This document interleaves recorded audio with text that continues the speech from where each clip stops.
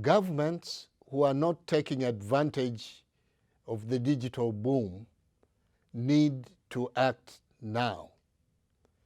The march of technology will not wait for anyone.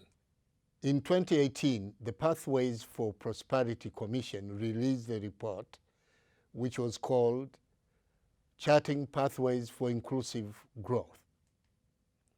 We highlighted 5 possible pathways for prosperity unlocked by technological innovation.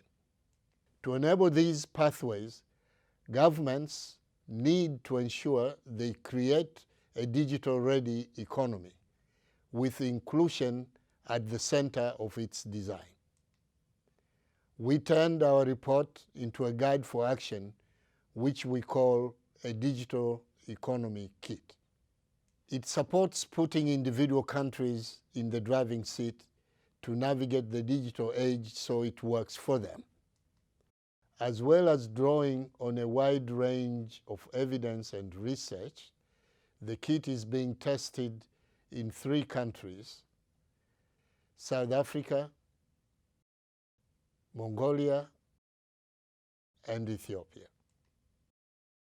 We feel we can offer practical ways for developing countries to take charge of their own future.